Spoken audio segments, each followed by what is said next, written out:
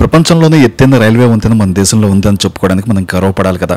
China bridge నిర్మాణానికి సుమారు 20 సంవత్సరాల సమయం పట్టింది. ఒక చిన్న పిల్లోడు పుట్టి వాడి డిగ్రీ స్థాయికి ఎదిగితే ఎలా ఉంటుంది, ఆ తల్లిదండ్రులు ఎంత గర్వపడతారు. అలాగే ఈ రోజు మనందరం గర్వపడాల్సిన రోజు. 2004లో మొదలైంది ఈ బ్రిడ్జి నిర్మాణం. 2025లో ఫినిష్ చేశారు. ఈ బ్రిడ్జ్ లో మొత్తం 30,000 టన్నుల స్టీల్ ని వాడారు. మన రతన్ టాటా కంపెనీ ఉంది కదా, ఆళ్ల టాటా స్టీల్ తోనే నిర్మించారు ఈ బ్రిడ్జ్ ని. ఈ బ్రిడ్జి సుమారు 1.5 కిలోమీటర్ల దూరం ఉంటుంది. ఈ బ్రిడ్జి ఎత్తు 359 మీటర్లు, అంటే 1178 అడుగులు ఎత్తు ఉంటుంది.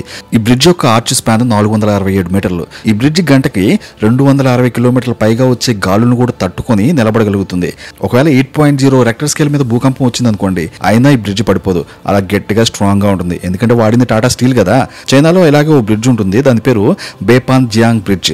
దీని ఎత్తు 565 మీటర్ల ఎత్తు, అంటే మన బ్రిడ్జి కంటే దీని ఎత్తు ఎక్కువే. కానీ ఈ బ్రిడ్జి మీద కేవలం వాహనాలు మాత్రమే వెళ్తాయి. మన దేశంలో ఉంది అత్యంత ఎత్తైన రైల్వే బ్రిడ్జి. ఈ బ్రిడ్జి మీద ట్రైన్స్ పోతుంటే ఆ వ్యూ చూడటానికి వాహ్.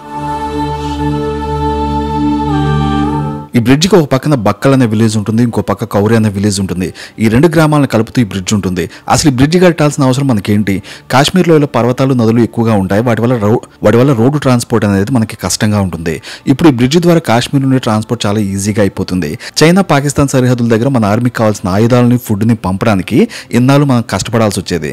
ఇప్పుడు ఈ బ్రిడ్జి ద్వారా చాలా ఈజీగా అవతలకు పంపించేయచ్చు. ఈ బ్రిడ్జి వల్ల టూరిజం, బిజినెస్, జాబ్స్ పెరుగుతాయి. కాశ్మీర్లో ఉండే ఏపిల్, షాఫ్రాన్ అనే రాష్ట్రాలకు వెళ్ళాలంటే ఈ బ్రిడ్జి ద్వారా ఈజీగా వెళ్ళొచ్చు. ఈ బ్రిడ్జి కట్టడం వల్ల కాశ్మీర్ ప్రాంతంలో ఉన్న ప్రజలు మన నార్త్ ఇండియా, సౌత్ ఇండియా ప్రజలతో ఎక్కువ అనుబంధం కలిగేలా చేస్తుంది. అలాగే ప్రపంచంలో అత్యంత రైల్వే బ్రిడ్జి కట్టారంటే మనం గర్వపడాలి కదా. ఈ బ్రిడ్జి నిర్మాణంలో మన తెలుగు మహిళ డాక్టర్ జిఎన్ మాధవిలత అనే సివిల్ ఇంజనీర్ కూడా ఇక్కడే 17 సంవత్సరాల పాటు ఉండి ఈ బ్రిడ్జి నిర్మాణంలో మన తెలుగు వాళ్ళ కష్టం చరిత్రలో నిలిచిపోయే విధంగా చేసింది. ఇంకా బ్రిడ్జి నిర్మాణంలో చాలా మంది ఉన్నారు కదా, అంటే ఏదో కొద్దిగా తెలుగు అనగానే మన తెలుగు వాళ్ళకి ప్రాంతీయ అభిమానం ఎక్కువైపోతుంది కదా, అలా అన్నమాట. ఈ వీడియో నచ్చింది అనుకుంటున్నాను. మరి ఇంకేం లైక్ కొట్టి మీ అభిప్రాయం కామెంట్ రూపంలో తెలియజేయచ్చు కదా.